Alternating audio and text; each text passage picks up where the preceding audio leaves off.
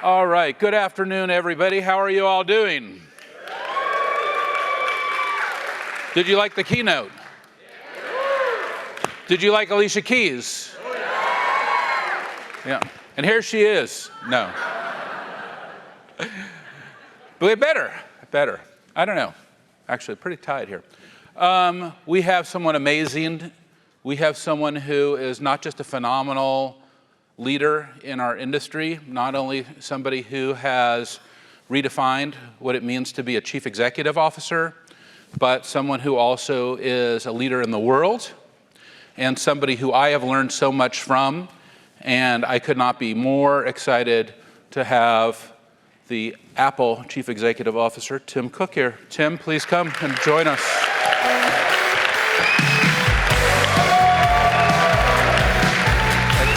So happy to have you. Welcome. I am thrilled to be here. Well, we're so happy to have you at Dreamforce. This is our dream that you would come here. I'm not Alicia Keys, though. I mean. Well, you're close. You haven't listened to my voice. Well, we'd like to, actually. Well, we can sit down. We can stand up. What would be most comfortable for you? Whatever you want. Well, why don't we have a seat? Okay. And Tim, I'm so happy that you're here and thrilled that you could come and be here with us today. And Apple has such a place in my heart.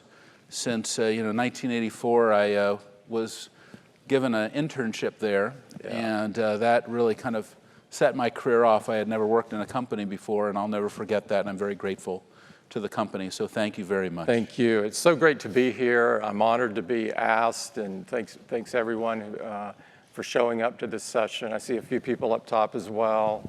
Thank you so much. So Tim, I'm going to let you open up. Yeah. I think maybe we could talk about some of the things that are happening between Apple and Salesforce customers. Yeah. And that's so exciting. Yeah, maybe I could just say a couple things about Apple and the that would be great. And, we're pulled into the enterprise. After iPhone shipped, people began to take iPhones into the enterprise, and they began to say, hey, we want you to do this and that in the operating system and really have the mobile operating system that's best for enterprise. And we took that challenge to heart, and it became evident that there was going to be this blending of personal and business in a way that we'd never seen before, and that most of us don't want to carry two phones. I mean, some people do, and by the way, I love you if you do. But most people don't. And so for a decade or so, we've been working on bringing features, enterprise features, to the operating system, and I'm really proud of how far we've come there. We're now in every Fortune 500 company, and 8 of 10 companies are writing apps, custom apps, for their enterprise. And so it's come a long way.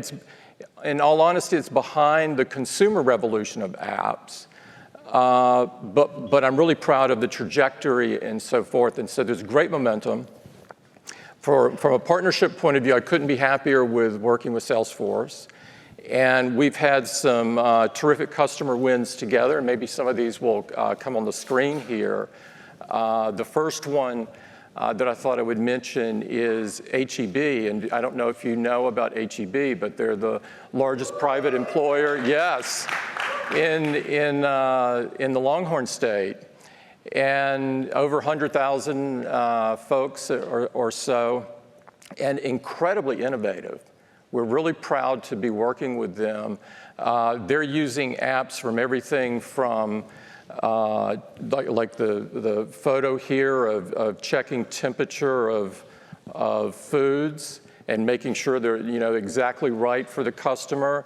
They've worked on customer-facing apps for online delivery. Groceries changing in a major way, and they're really leading the charge here. And also from an employee management point of view, between timekeeping, scheduling, and these kind of things. So lots, very pervasive throughout the business. And I think a good example of a company that's using it to transform their business. For too many still, Mobile is about browsing and email and messaging. And those are all important. But arguably, the way you change the business is using mobile apps. And this would only be possible, or is only possible, because of the work that Salesforce did on the SDK, which started at the beginning of our partnership. Thank you very much. And then today, with our announcements this week on Salesforce Mobile coming out and Trailhead for iOS and exclusive on iOS, as I understand, which I really love that. There's just, I think the sky is the limit here. There's another one here that I thought I would mention. This is a company that's been around for 167 years. It makes us all feel young, I think. And they're Holston's, and it's a mattress company. And it's been passed down through the family over multi-generations. And they've used it to totally change the way their selling process works. You can imagine the old system of the sales professional having to go behind the wall in something and check on the PC and check on inventory, and it taking so long to configure. And they really did really high quality mattresses. And so the configuration time has been reduced by 90%.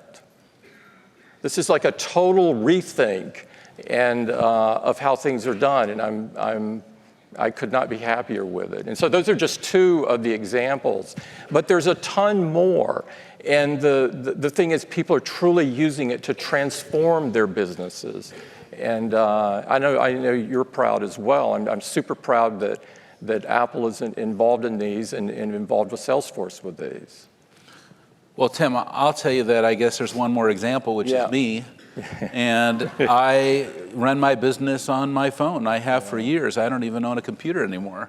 Yeah. I don't need one. Well, I'd like you to guys get a have Mac, done such a good job. Thank you. I have it somewhere, but I couldn't even tell you where it is. Yeah. I mean, I think I have it mostly. I haven't thrown it away because it has some videos on it and things that I pre iCloud. But I don't use a computer, and the phone has really become an extension of my office. Wherever I am, if I have my phone, I can work, and I have my apps. My Salesforce has an app. Of course, I have all my other capabilities apps that we built, and messaging and things. But everything I need is on my phone, and it's been quite a freeing feeling, and especially with the incredible capabilities with video today too. Oh, especially what you've done with FaceTime and multiple people all appearing within that. I mean, it's just incredible, the productivity that you can achieve. It's just, you guys have done just a beautiful job. You should take a hand for just great engineering. Thank you. Thank you. Thank you. Thank you. Thank you. The feeling is mutual. You guys have done a fantastic job, and I love the way how you're constantly taking all of the new things and quickly incorporating those, whether it's Siri shortcuts or handoff or anything essentially that makes your customer more productive, and quickly making those available to the customers. So I think the sky's the limit. Well, we've learned a lot of that from you, honestly. I mean, we learned the value of innovation. We learned about the spirit of innovation and listening deeply to that spirit, and the ability for Apple to innovate now for so many decades, so consistently. It's incredible. So many people confuse innovation with change, and they become convinced that innovation is just change. But I think both of us recognize, and our companies more importantly recognize, that innovation is about making things better, not just merely changing. And that requires a depth of thought that's well beyond just merely changing something. Mm-hmm. And that's Apple's secret. Yeah, it is Apple's secret. Sauce. It's really been from the beginning. Apple has been committed to making things better and having a sophistication in every part of the engineering, including the design. It's about making the world's best products and enriching people's lives. And if we can't do both of those, we pass and go to the next thing. And so with that kind of filter, if you will, it means we only work on a few things. But we try our best to do those as good as we can. And it's incredible because the company, I mean, has gotten birthed, I mean, it must have been birthed in the 70s, right? Or what is the founding year? It must about be 78. About 78, then, right? So it's incredible to see that it's just a waterfall of innovation over decades. That's the beauty of the commitment that you've had to serving others. It's incredible. Yeah. We've never set the objective to be first. We've always set the objective to be the best. We've never set it to make the most, but to be the best and to have the best. And that North Star has helped guide us through the temptations of going for market share and the other kind of things that companies can have objectives to do. We just want to make the best products, and we think if we can do that, we can have an okay business and invest into the next round of products. Well, I've noticed that not only you make the best products, which is, I think, clear to many people in this room. How many people here own an iPhone or an Apple product? Oh, thank you. Thank you. If you own an Android, we do recycle those at the Apple Store.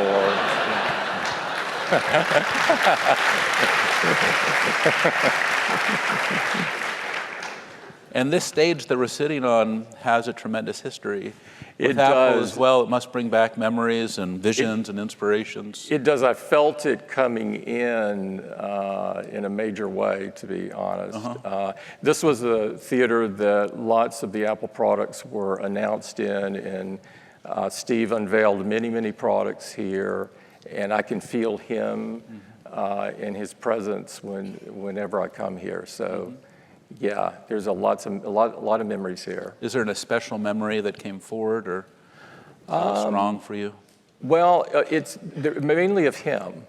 And so, with a lot of people, when they think of Steve, they think about products. And of course I think of that, but I really think of just the simple things that he did.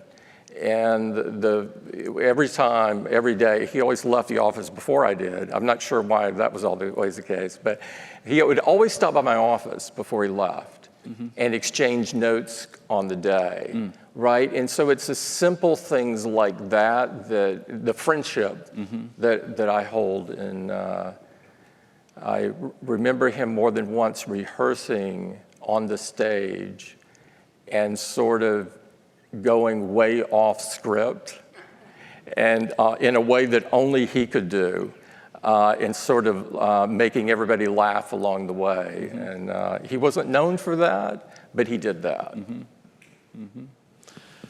One of the things that's really carried Apple forward, and of course we all miss Steve so much, but you had this amazing partnership before he passed, and then since he passed, you've been so true to him and his values and moving the company forward. Has there been a value or something that's been especially important to you about the company? Well, the thing that we needed to do at Apple was keep innovating while staying true to our values. It's not simply enough to just innovate. You have to stay true to our values. And so we care deeply that we embed privacy in all of our products. Privacy is very important to us. We view it as a fundamental human right. And so we've doubled down on this many, many times across the time. We've looked in the mirror hard because we wanted to be a steward of the earth.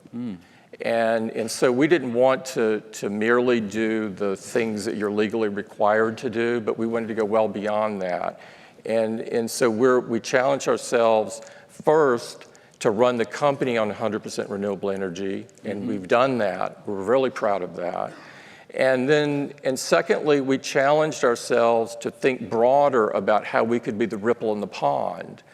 And we began to focus on our suppliers. Because actually, Apple is a huge industrial company as well. It's not known for that, but obviously we have tremendous manufacturing. And so now we're out working with all of our supplier partners to bring them to 100% renewable energy. And we've taken the audacious goal of only taking recycled materials for our products, to take nothing from the earth. And so this would mean no mining, and most people would listen to that and they'd go, there's just no way. But the same people told us there was no way we could ever run Apple on 100% renewable energy. And so we take these point by point and try to stretch ourselves well beyond what we know currently we're able to do. And I'm super proud of that, because we want to leave the world better than we found it. And arguably, all of us are here for a short time, and we have to be good stewards of the earth while we're here. And so this is very important to us. Equality is very important to us. You know, we believe everyone should be treated with dignity and respect. And so we advocate for dreamers to be extended permanently, you know, given citizenship. And this is,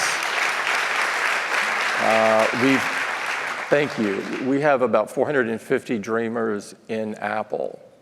And I've talked to many of them firsthand and seen their love for our country and their commitment to it firsthand. And I think they're broadly representative of the total, you know, several 100,000 people. And so we're advocating for that. And so all of these things are embedded in who we are. They're not these bolt-on things. You know, you don't bolt on privacy. You think about it in the development process of products. Because you can see what happens when companies wake up one day and decide they're going to do something privacy-wise. You just can't do it. You have to design it in. And the same way for environment, as it turns out. You know, it's what kind of materials are you using? Did you do the work to use recycled materials, and are you minimizing your carbon footprint or making it zero, right? In the goal to make it zero. And so all of these things, I'm very fortunate to be at a company where we share these values, and they're deeply embedded into the company and in the way we think and conduct ourselves. Well, it sounds like not only do you share the values, but you have an especially good way of operationalizing your values. I mean, you've now articulated innovation. You articulated privacy. You articulated sustainability. You articulated equality. And then you said, for each one of these, you're operationalizing those values. Yeah, I think you have to. If you don't, it becomes a marketing thing. And we don't want to market. We want to do. You know, we want to make a difference. We generally do, and so in order to make a difference, you have to operationalize it. You know, otherwise it becomes a slogan du jour, or a poster on the wall, or something like that. And so, I mean, you take something like, I talked about environment. We first set out to deeply understand our carbon footprint. And I don't mean just the footprint that you could measure internal to Apple, but we looked at the carbon footprint of our users when they were using our products, because the energy efficiency is something we control. We looked at our manufacturing, despite it not being, you know, owned by Apple. And we looked at the freight, the movement of the product, in addition to all the things that are happening at Apple from data centers and so forth. And so we developed a deep understanding of what we were contributing, and then began to take each piece of it and not just try to go buy a credit, which is an easy way to get to 100% renewable. We challenged ourselves to put new energy in the grid. And so it takes more work to do this. But as it turns out, anybody can do it. Because in the aggregate, we're doing something also that's economically good. It's taken more time to do it in a lot of deep engineering. But we didn't want to be doing something that only a rich company could do. We wanted to do something everybody could look at and say, oh, I could do that. I could do that. And so we try to share that information for everyone. You know, we don't want people copying our products. That happens too often. But we do want people copying us in this way. And so we try to, you know, make that very open. But we've taken every one of these like that and thought about, how do we embed? How do we become the ripple in the pond? How do we make a contribution larger than ourselves? Because despite, you know, we're a decent size now, but if we only change ourselves, we haven't done very much. We want to put our ding on the universe, and you only do that if you're creating a change that's much broader than yourself. Steve used to talk about how life was kind of like a china shop where you kind of were in there and try not to bump things and knock them over, but sometimes you need to. Is that what you're saying? That you're committed to improving consumers' lives, but you're also very much committed to improving the state of the world? That both of these things are important to you? Yes, and they're not mutually exclusive.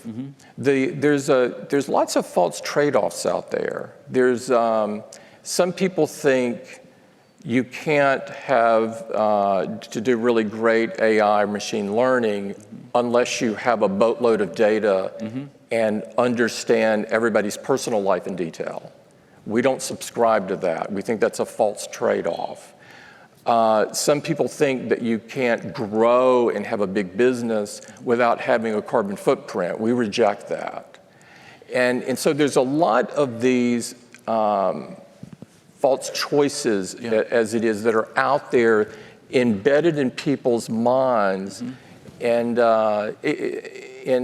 we try to systematically reject all of those and turn it on its head. Is that part of how you think, that when you kind of identify a value, like one of these values you've talked about, trust or privacy, sustainability, innovation, equality, then do you look inside and you're trying to find the false choice that's been assigned to them? And then is that how you're innovating in the value itself? Yeah, we think different. You remember that, I do. And that is still embedded in Apple very, very deeply. It's to not play the game as it's been defined for decades or centuries, but invent a new game. Because people are so smart, you can generally believe that if you do things in the same manner, you're not going to get a much better result than people have gotten for years, decades, centuries. You have to come up with a different way of viewing the problem. And sometimes that is the hardest part of all of it, is to think out of box, to think different. But we try really hard to do that on all of these kind of things, because these are inherently hairball problems. You know, if they were easy, they would have been solved. But they are difficult. And so that's what we try to do.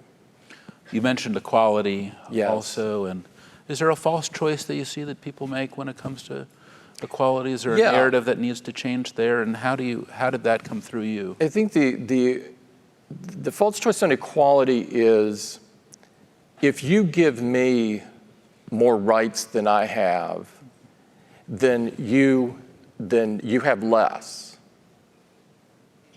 And this is so bizarre. I mean, wouldn't it be great if everyone woke up one day and said, from now on, I'm treating everybody with dignity and respect? There would be so many problems in the world that would go away. And in every country in the world, not just one, it's not limited to one. But you think about it, it's one that was, I hope is important for me one day, who knows, gay marriage, right? This is one where one group wanted to withhold that right. And I'm not challenging the reason for that, but it's feeling like if another group has that right, that there's something less on the other side. And I think there are thousands, tens of thousands of those that are out there that fundamentally, when it really comes down to it, is about dignity and respect. And just basic human rights. I think DACA is a lot like that. DACA, when you really think about it, these are kids. They know no other home. Why would we even think about not allowing them to stay, right? And so I don't know. I think honestly, I know it's naive and it's not going to happen in the morning. But I think if you could flip a switch and only do one thing, it's the basic way we treat one another that would solve so many other problems. Thank you.